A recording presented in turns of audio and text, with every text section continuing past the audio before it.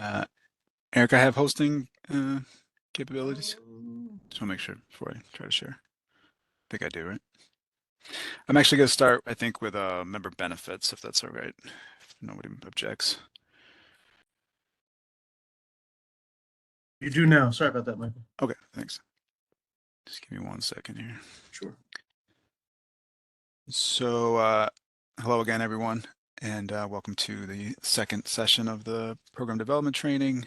As Eric already described, I'm going to cover 3 different topics today. They all relate to AmeriCorps members.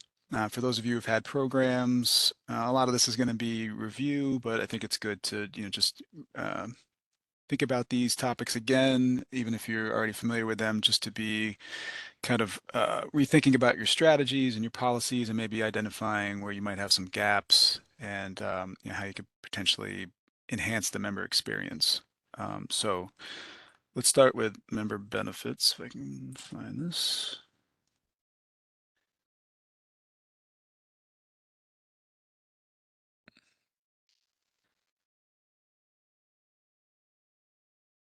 All right. Does everybody see the PowerPoint?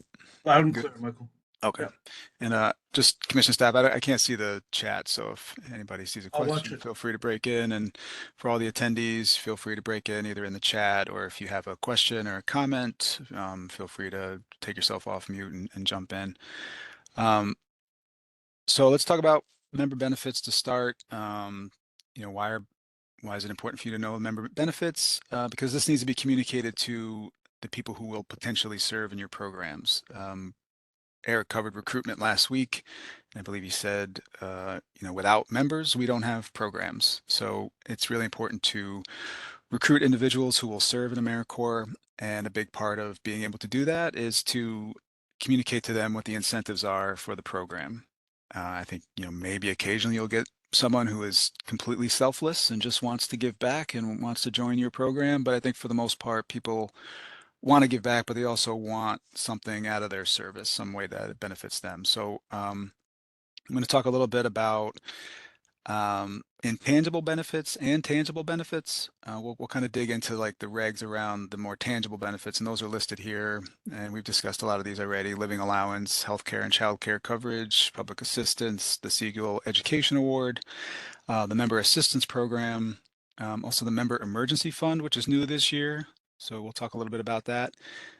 Alumni networks, and we'll have time for Q&A and discussion at the end. But as I said, feel free to jump in at any time if you have a question, or if there's some kind of comment or an experience that you've had related to any of these topics that you feel would be helpful for your colleagues to know about. Um, so again, these are in many ways your selling points when you're trying to attract individuals to your program, and they'll vary program by program, the benefits that you offer, but there are some kind of standard benefits to all AmeriCorps service that we'll talk about. Um, yeah, I mentioned that there's intangible and tangible benefits, and I think it's kind of important to mention both and to try to articulate both of those to your applicants. Um, and I think many of these things are things you're already aware of. That AmeriCorps members get a chance to gain professional development. They have training and experience that they might not have otherwise. They gain the satisfaction of taking on a challenge. They also join a historic national program, and they're able to give something back. These are things you can't necessarily measure, but they are benefits to a person. I would kind of categorize them as community. You gain a sense of community by joining AmeriCorps that you might not have had before. AmeriCorps, hopefully you're all aware of the history to some extent of AmeriCorps, but it has a 30-year history. There's a lot of accomplishments that it's had, and by joining AmeriCorps, a person joins that history and that network. Um, there's also the opportunity for growth, which I've mentioned professionally, but also personally. People are in new situations, they get new training, they meet new people, and so it's all a chance to grow, not only professionally but also personally. A sense of achievement and also a sense of purpose. People who join AmeriCorps, before they joined, they didn't have the sort of the mission of your program or your agency. Your program should have outcomes that it's working towards. So this gives a person a sense of purpose and direction. So those are kind of some of the intangible benefits that I would encourage you to sort of develop as far as like how you're going to communicate those to applicants. But then you also have the tangible benefits, and these come with some rules and regs that we'll get into. So the living allowance, health insurance coverage, childcare coverage, the education award, and the alumni networks. So we'll talk a bit more about those. So let's start with the living allowance. Um, I think Eric touched on this already in session one, but just to reiterate and kind of underline some of these points, it's really important that the living allowance be regarded as a stipend and not an hourly wage. This is one of the reasons why we're so particular about the terminology and not calling AmeriCorps members employees or fellows or interns. They should be categorized as AmeriCorps members because they're a sort of specific categorization, classification in law, right? Like labor law, they're not employees. The amounts of the living allowance should be the same every pay period. This is something you want to figure out before a member enrolls based on their slot type. If they're full-time, half-time, whatever, you need to kind of figure out how much are you offering and then break that up over the course of their term so that it's the same every pay period, which can be biweekly, monthly. It just has to be regular, regular increments. Um, it's important to know also that lump sums are not allowed. So if a person starts late or if they exit early, you can't give them a lump sum to catch them up or to basically give them whatever remained on their living allowance.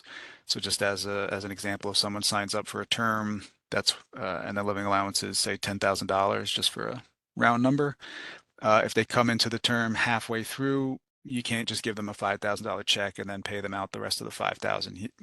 They would just basically have a $5,000 living allowance coming in halfway. Or if they leave halfway through the term, once they leave, their living allowance ceases. So you wouldn't give them a lump sum at the end on the way out the door.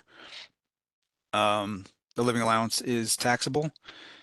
So it's important that you have your members fill out a W-4 and get a W-2. That's it's taxable income, as is the education award in the year that it's used. So that's another point to note. Living allowance shouldn't count as income for the purposes of SSI or SNAP, but we'll talk a little bit about that with its relationship to public assistance more in a second here. So just a few points that I think I've already covered. You can't catch up or provide a lump sum.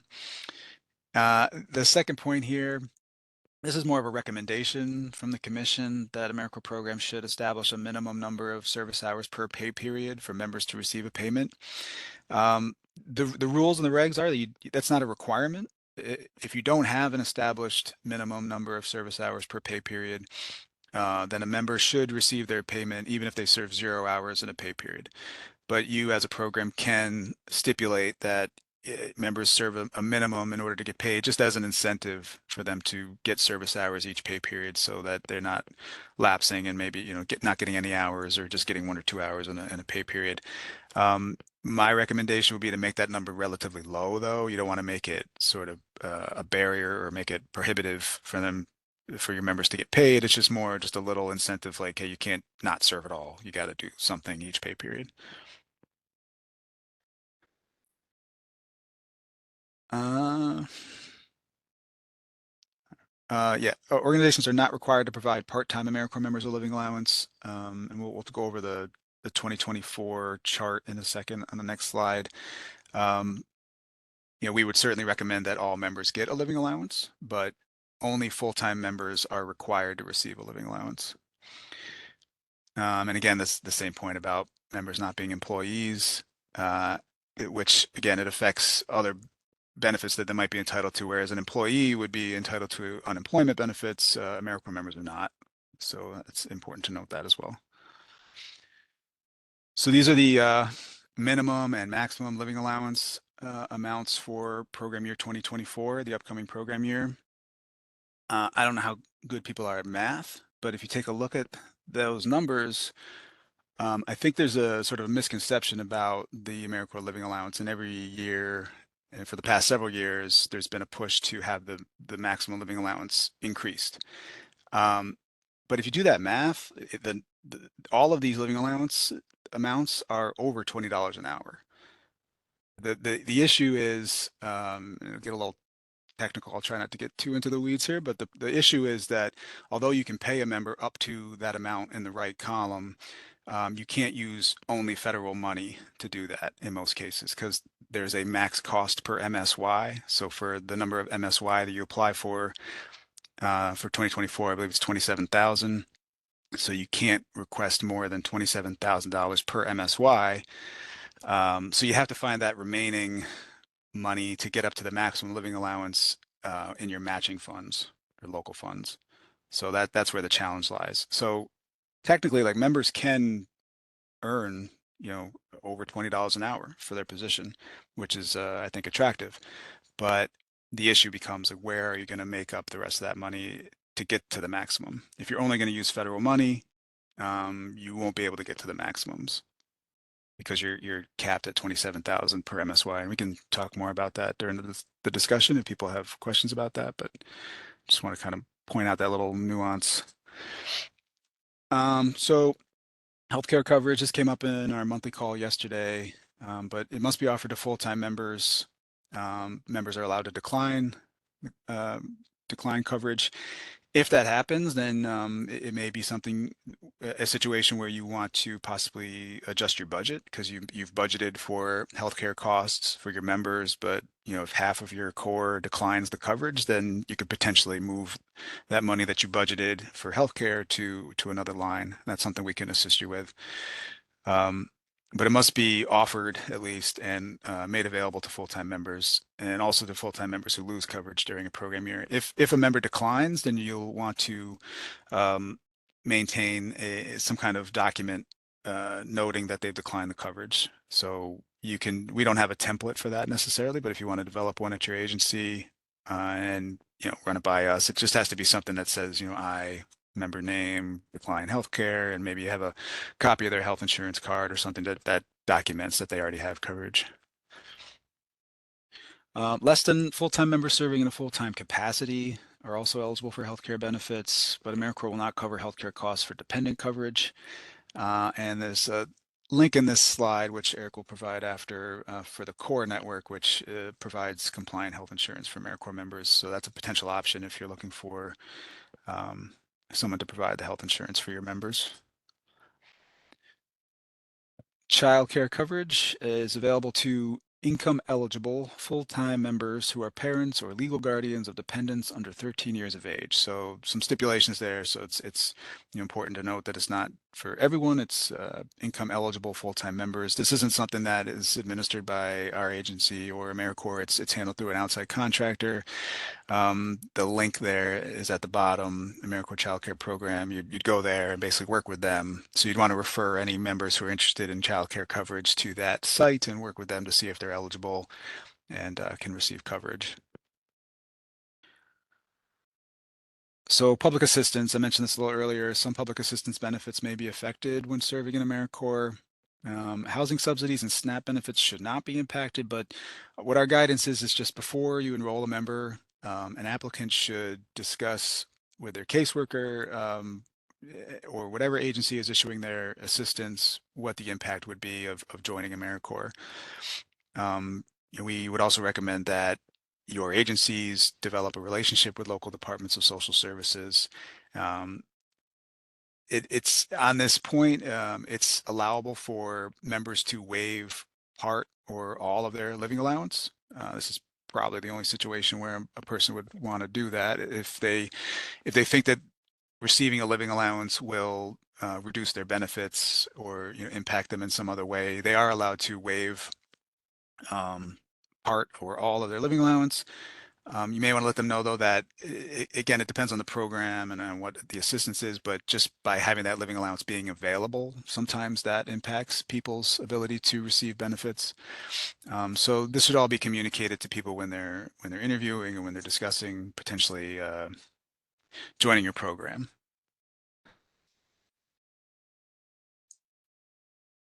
Okay, so these are the amounts for the Siegel Education Award for program year 2024. The Education Award is tied to the Pell Grant amount each year. So this amount typically fluctuates, and I think it's changed every year over the last several years. So usually we'll go up a little bit each year. Um, it's important that you have the right year, the right amount for the right program year. The way that the information is presented on AmeriCorps.gov, it can be a little confusing. So we just include this right in the template for the member service agreement. So this chart will be in the template so that if you use the template, it should have the right amounts as long as you're using the right template for the right year. But this is program year 2024, which for most of you is starting this fall, 9/1, 10/1, 11/1. So for any member that signs up for that program year, this will be their education award amount. So some FAQ related to the education award. Person can earn no more than the value of 2 full-time education awards. An education award must be used within 7 years of completion. There is a process to request an extension. There has to be certain circumstances, but there's information about applying for that on AmeriCorps.gov. And if anybody ever needed that, you could always contact us and we could forward you that information. I think it's sort of rare that someone can get that extended, but that is possible. But it's important to communicate that to your members that they need to use their education award within 7 years of earning it.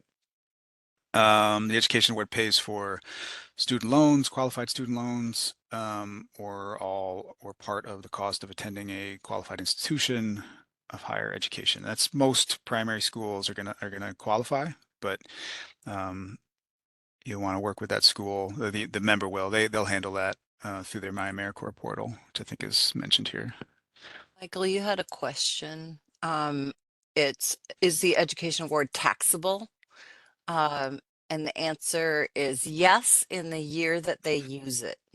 So it behooves members to use it soon when their income is low, because they're going to be taxed at a lower rate, so it's worth more money. So to them personally, but yeah, it's taxed in the year that they use it. Yep. Thanks, Beth. You're welcome. I don't know if I mentioned this, but so the way that a member will use it, they'll go into their portal in the My AmeriCorps site, and they'll basically direct the education award to where they want to go, and it gets communicated the trust with the institution. So it kind of all happens outside of our control, but it's important to at least be able to direct the members to where they need to go and provide them some guidance. And that all again takes place in the portal. And the education award can be transferred. A person has to be 55 or older when they start service, but they can transfer it to a child, grandchild, stepchild, step-grandchild, or foster child, I believe, are the only people who can receive the transferred education award. Okay, so another benefit that is offered to members is the Member Assistance Program. This is something that the Commission covers the cost of. It's mental health services that are available to all of your AmeriCorps members and all of your staff, their program staff, including yourselves. And what it offers is we've purchased a basic package, which includes 24/7 toll-free counseling services, text and chat counseling and coaching. There's a mobile app with resources, financial and legal consultations, life coaching. So, if your members are struggling, this is something you might want to point them to. I would definitely include this in your orientation materials, let members know that this is a thing. I think over the last several years, just kind of anecdotally, I've been hearing more and more about members and just everyone in general, basically, that struggles with mental health. So this is I think a helpful service that's available. And I don't know if maybe program directors who are on the call, if you've had members use the service or if you've used it yourself and you don't mind sharing, if you want to maybe discuss its benefits or drawbacks, feel free to do that. But this is something that is available to members, another benefit.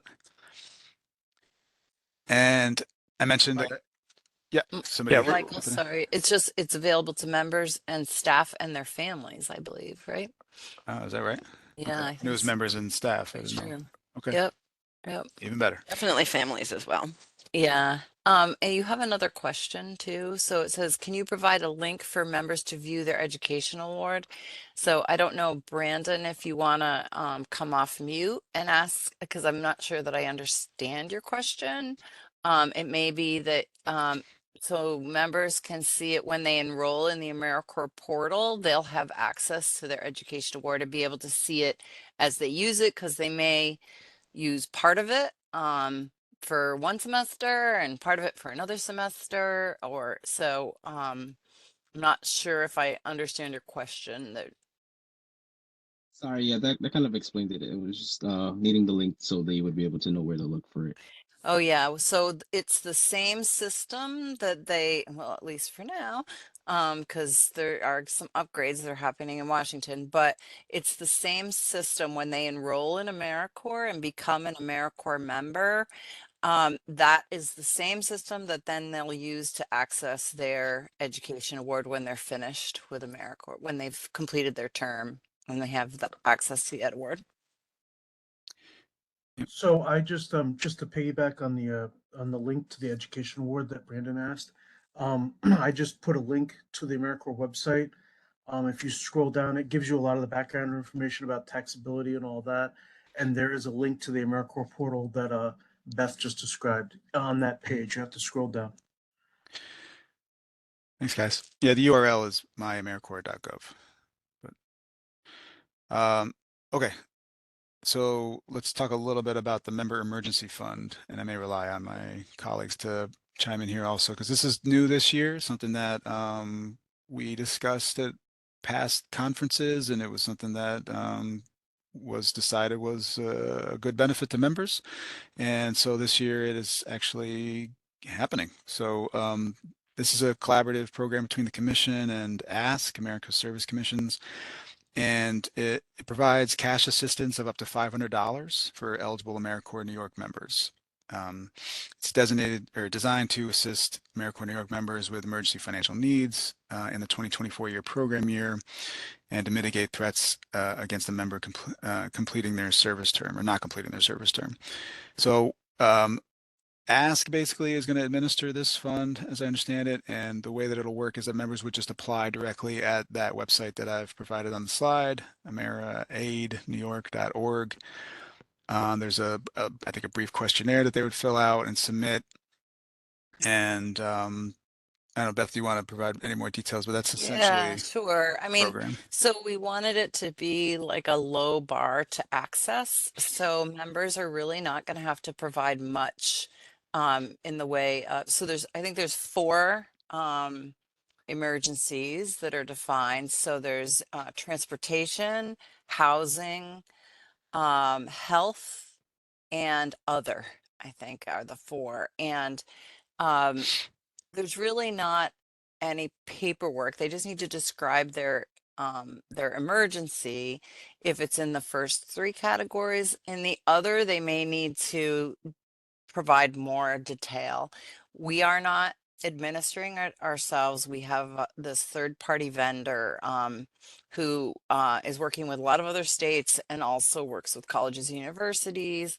And so they, you know, they have a great philosophy that's very low bar, but it's not like there's, you know, just so you all know, it's not like there's $500 per member in New York State sitting in an account. It's for emergency purposes.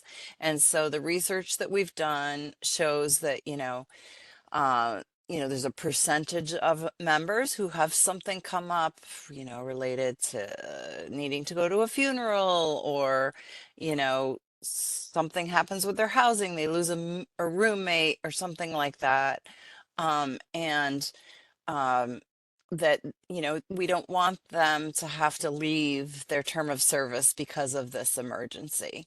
But you definitely should let your members know that this exists, and it's a bit of a safety net for them during their term of service.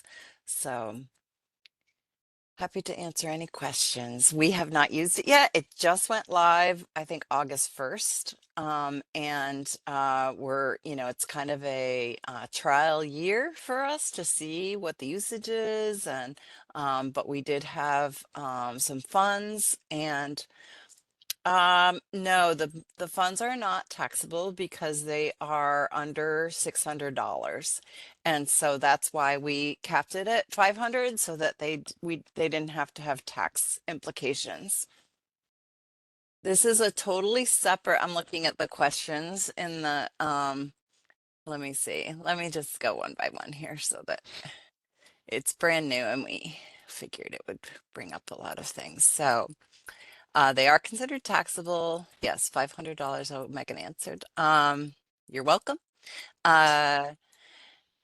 It's not it is in addition to their stipend. So it's not part of your program. It's a separate pot of money that's there for them for emergency purposes. And so it doesn't impact their living allowance at all. It's there in case someone has an emergency during the course of the year. It is available now, Molly. Thank you, Beth. Or what it's yes. I mean, I think it is available now. So we were thinking it would be available for the start of the program year. I For believe it's live. I 2024. believe the It's website is live. live now. Yep. Yep. So we just have to let It's you not- all know so that you can, utilize it and communicate Yeah, to the and program. and I believe, Michael, we have some promotional.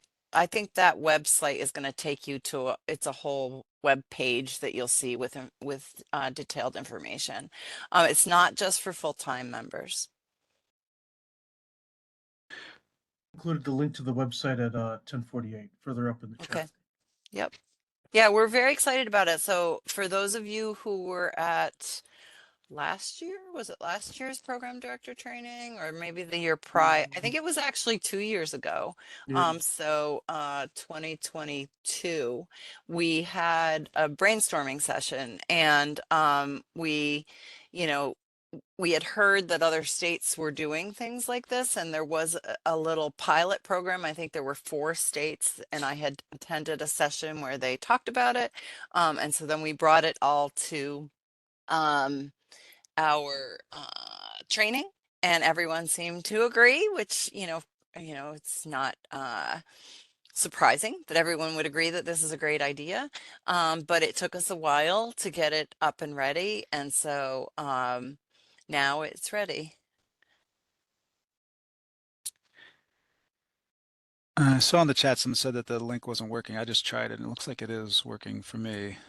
Yeah, I do have to note that there was because we work for OCFS and because our ITS has blocks certain sites, we actually got that as well. But doing it from my cell phone, I was able to do it just fine. So I'm not sure if there's maybe something over at Red Cross that's kind of denying you access to certain or whoever said it, I think it was American Red Cross, that is kind of like a firewall or something that's not allowing you access.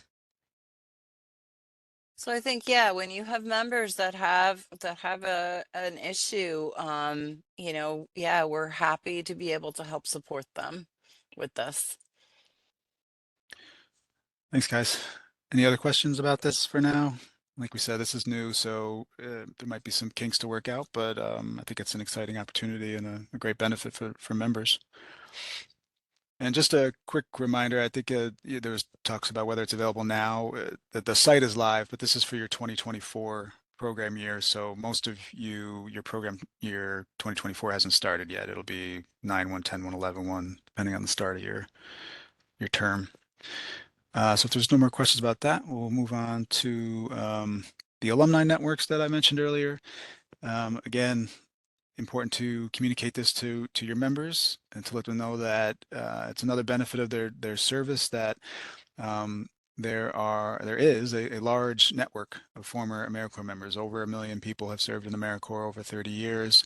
And more specifically, there are what AmeriCorps calls schools of national service and also employers of national service. So these are institutions that have identified themselves as willing to provide additional benefits or incentives to members or former members.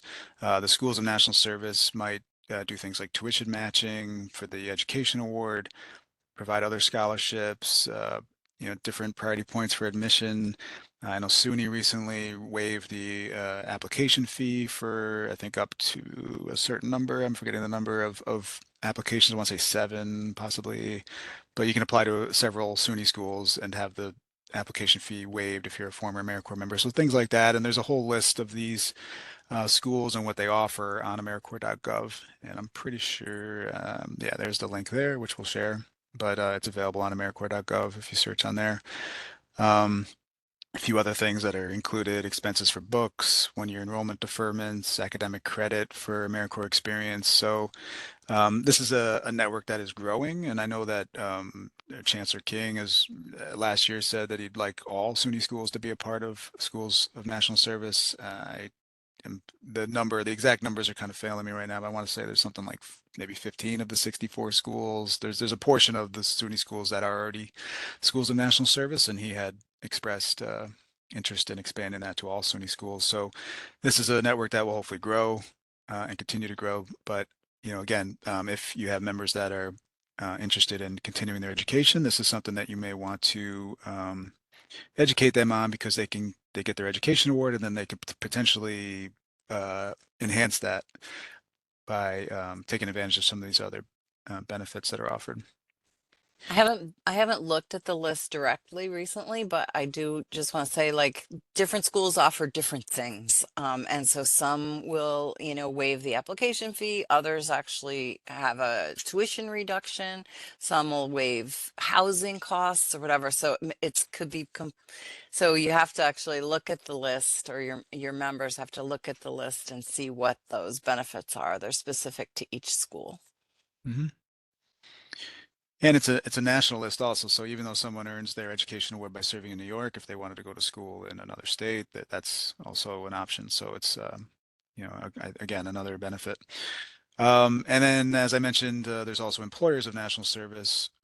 So it connects AmeriCorps and Peace Corps alumni with employers from every sector to create recruitment, hiring, and advancement opportunities. So similar to the schools of national service, employers will provide some benefits to former AmeriCorps members. So they might give them some bit of an advantage when applying. And again, that list is available through AmeriCorps.gov. So it'd be important for AmeriCorps members, maybe towards the end of their service year, if they're looking to go on to a career, to go through that list and see if there's any employers that are attractive to them and that would offer them some benefit to applying there. Okay, so that pretty much covers Michael, member just real quick, benefits. Yes, go just ahead. real quick, I included links to the School of National Service and Employers of National Service in the chat. So Thanks, Eric. definitely. So does anybody have any questions at this point about member benefits that they want to bring up, or any comments or anything?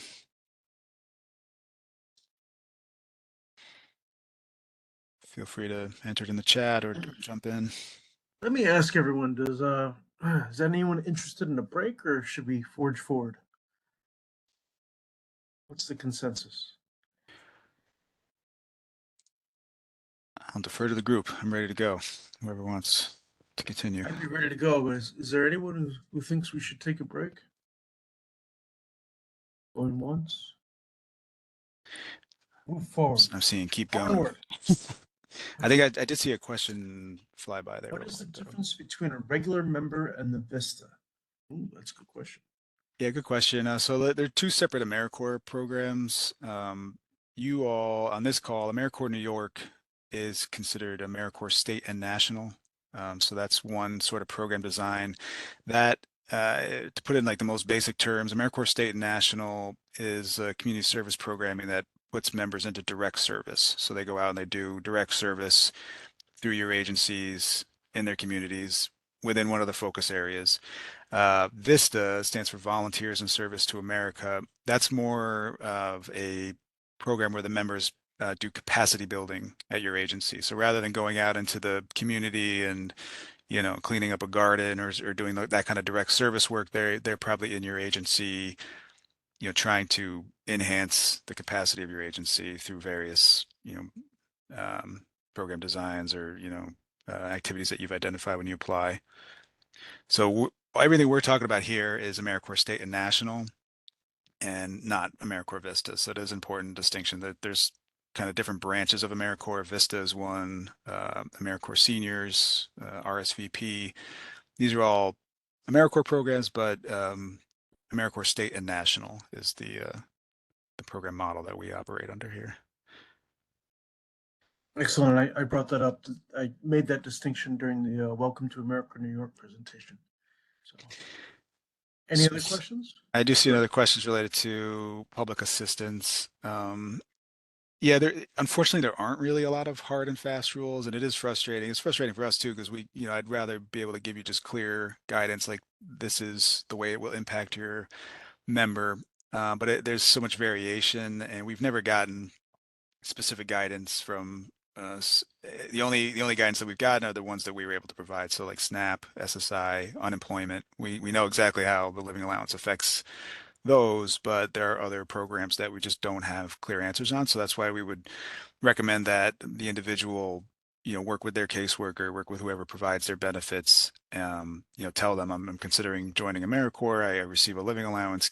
Can you give me information about how that will impact my benefits? Or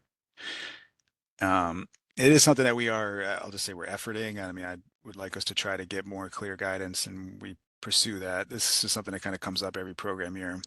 So I don't know if other program directors who've already maybe experienced some of this, if you have insight that you'd like to offer on that topic, but there isn't a lot of hard and fast rules on that topic, unfortunately. We ready to move on to the next? If there are no more questions, yeah, I think we can go on. Just give me 1 second, Michael.